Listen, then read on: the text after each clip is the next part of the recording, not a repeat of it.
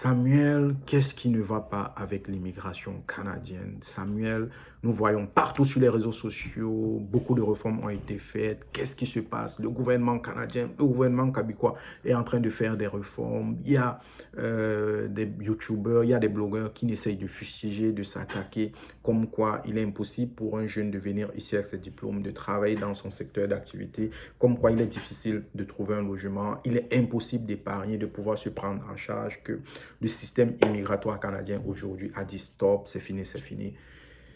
Chers amis, beaucoup de personnes m'ont interpellé et je m'en vais donner des réponses à certaines questions parce que je ne peux pas répondre à tout.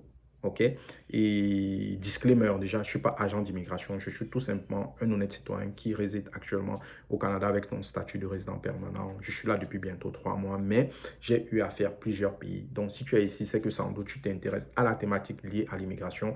Mais avant, j'aimerais faire une clarification. Depuis bientôt plusieurs mois, beaucoup de personnes me contactent sur tout ce qui est visa d'études, visa de travail, visa de tourisme pour les pays baltes, Lituanie, Pologne, Lettonie. Cher ami, je ne réside plus en Lettonie. Désormais, je suis au Canada et je n'accompagne plus des personnes pour ce type de visa. Okay? Parce que étant loin de là, avec le décalage horaire, avec ma vie ici, il faut reformer, il faut créer une nouvelle société et ça engendre beaucoup d'autres choses. Donc, si aujourd'hui tu me regardes, c'est que tu ne me parleras plus de visa de travail, de visa de tourisme sur l'espace Schengen. Certes, je peux te filer un ou deux contacts et ça s'arrête là. OK?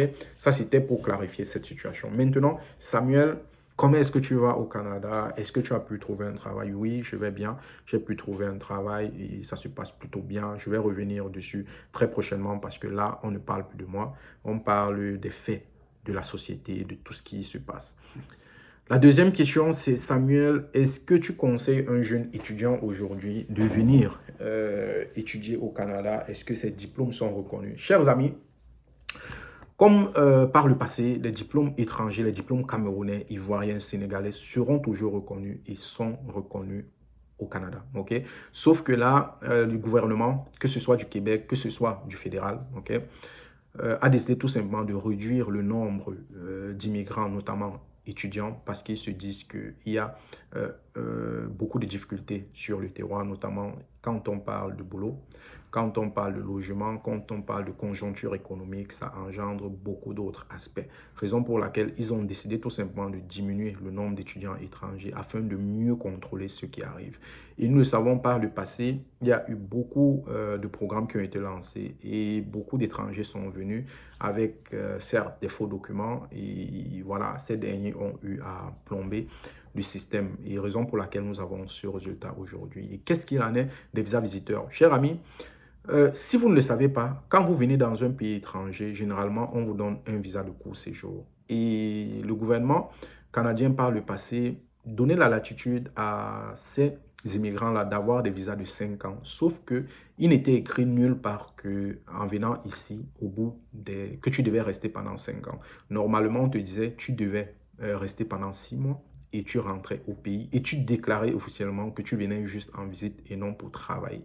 Mais il y avait des failles dans le système parce qu'il y avait une pénurie de main-d'œuvre, parce qu'il y avait le Covid, on a accepté et on a ouvert ce pan-là à toute personne qui venait avec un visa visiteur de pouvoir s'inscrire dans une université et également de pouvoir travailler si ce dernier avait pu obtenir un employeur qui le recrutait, de pouvoir avoir ce type de séjour temporaire en tant que travailleur. Et beaucoup ont profité de ce système. Mais aujourd'hui, l'immigration vient vous dire, bah, ils viennent tout simplement refermer ce qui était ouvert parce que selon eux, ils trouvent que les Québécois, les Canadiens ont les capacités, ont les qualités professionnelles aujourd'hui pour occuper les postes que ces immigrants temporaires venaient occuper. Donc, bien ou mal, ce n'est pas là le problème. Maintenant, qu'est-ce qu'il en est de tout ce qui est visa de travail fermé? Il faut savoir que beaucoup d'employeurs ont employé, je peux le dire ainsi, beaucoup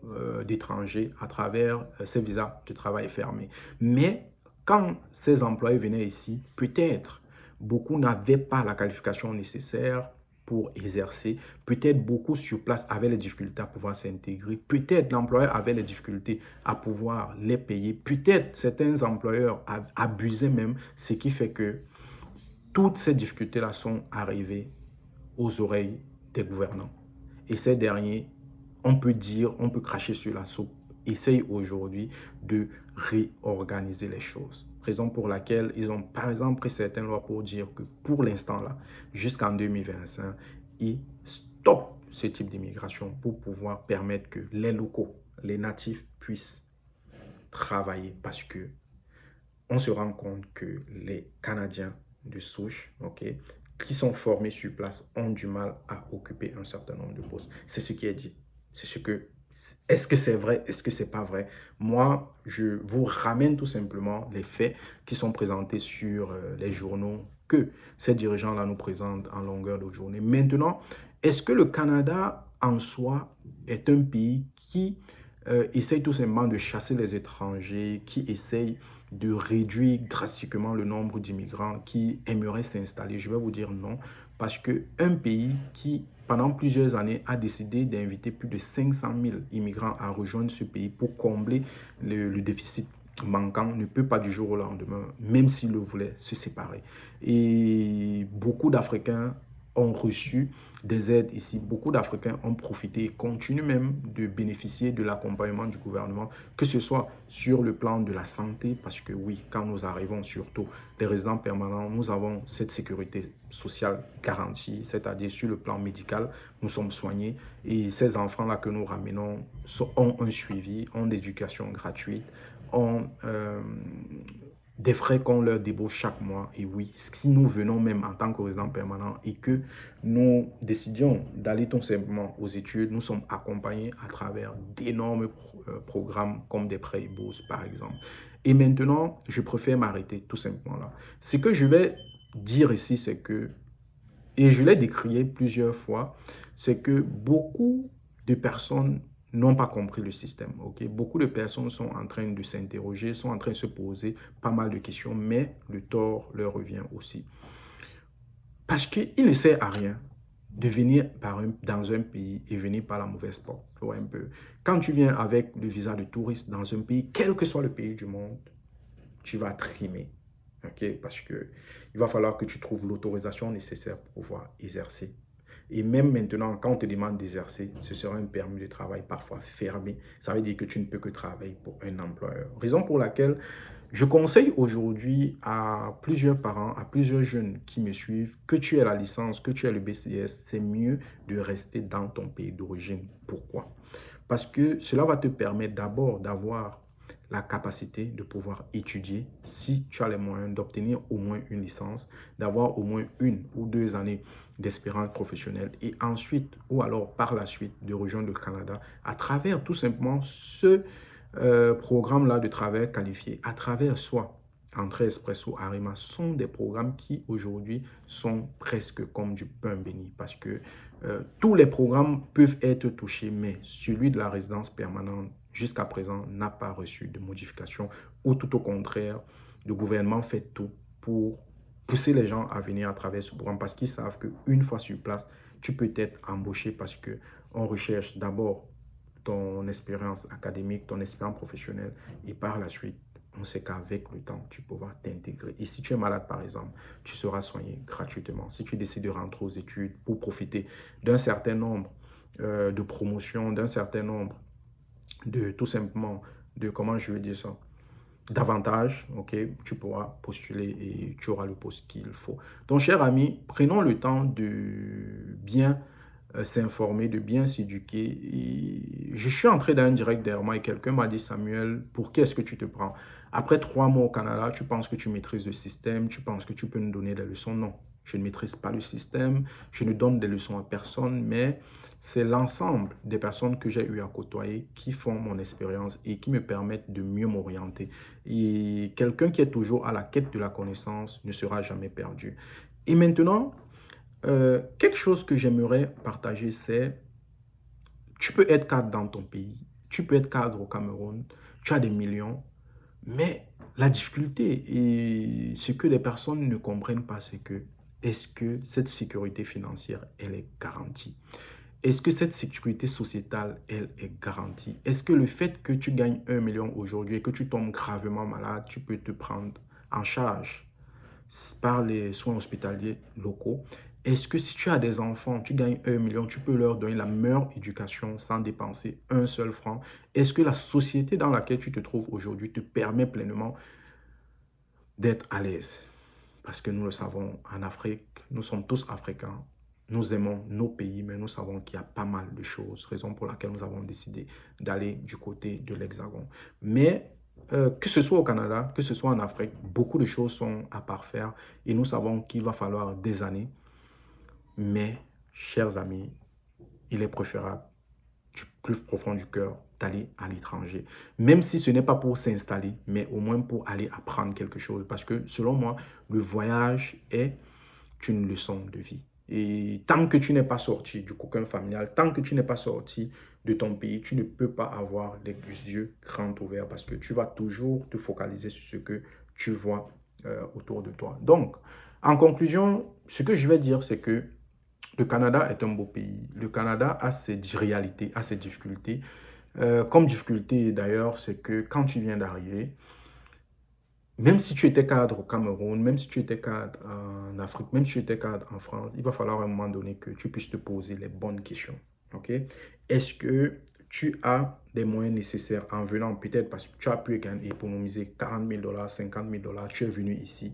Oui, avec cette somme, tu peux prendre du recul, aller chercher des boulots équivalents à ce que tu faisais en Afrique. Et oui, tu auras cette possibilité d'avoir la patience et de trouver un meilleur emploi. Mais quand tu es comme ces personnes-là qui viennent juste pour se débrouiller, avoir les meilleures conditions de vie, cher ami, même s'il faille que tu ailles laver les toilettes, comme, voilà, je ne sais pas si c'est péjoratif pour certains, mais pour moi, c'est normal. Même s'il faille que tu ailles débroussailler, le plus important, c'est que tu puisses te prendre en charge, tu puisses payer ton loyer, tu puisses subvenir à tes besoins, tu puisses épargner et comprendre qu'à un moment donné de la vie, il faut se retrousser les manches pour pouvoir avancer, ok?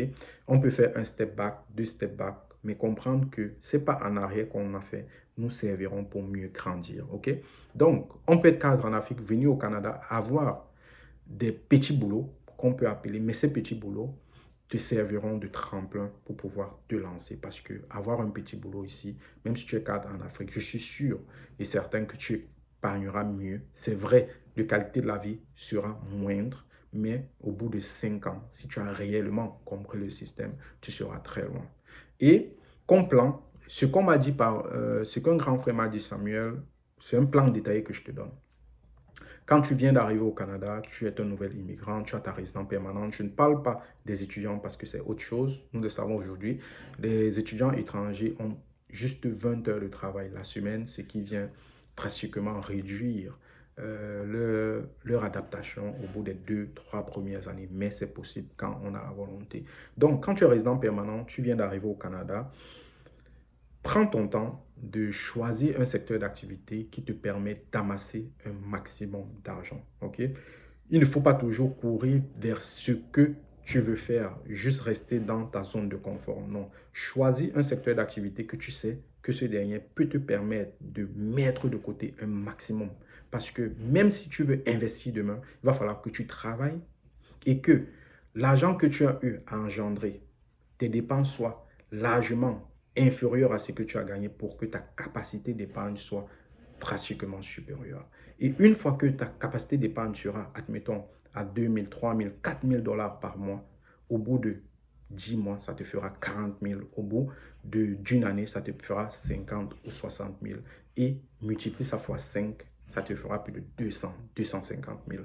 Et si tu es intelligent, tu vas comprendre qu'au bout de la première année, tu te sacrifies. Au bout de la deuxième année, tu te sacrifies. Ensuite, si tu le souhaites, tu rentres aux études et parallèlement, tu trouves un part-time qui te permettra tout simplement de pouvoir épargner parce que quand tu vas rentrer aux études, le gouvernement va t'accompagner à travers des prêts et bourses et ces prêts et bourses te permettront de payer tout simplement ton loyer, te permettra de manger et pourquoi pas de mettre ici de côté. Et pendant que tu es en train de faire tes études, tu es également en train d'investir, soit en Afrique, soit ici, dans des projets d'immobilier, dans des business et c'est comme ça que tu te bâtiras tu verras qu'au bout de 5 ans, tu seras loin. C'est ce qu'il m'a dit. Je ne sais pas pourquoi je vous le partage. Je suis tellement voilà, gentil aujourd'hui. Donc, je vais m'arrêter là. C'était une vidéo qui allait dans tous les sens. Mes chers amis, ce que je vais dire, chacun a sa vie. Chacun sait pourquoi il est venu sur Terre. N'écoutez pas ce que les autres vont vous dire. Écoutez votre voix interne. Soyez focus sur ce que vous voulez. Prenez du recul. Sortez même des réseaux sociaux. Parlez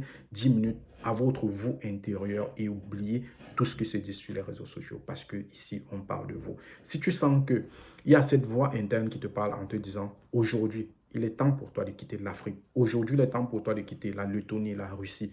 Aujourd'hui, il est temps pour toi de venir au Canada, en Europe. Aujourd'hui, il est temps pour toi de venir aux États-Unis. Fonce, vas-y. Et je sais que tu ne regretteras pas. C'était Samuel Bonso, l'immigrant africain. Je suis là pour vous servir. À très bientôt. Big up.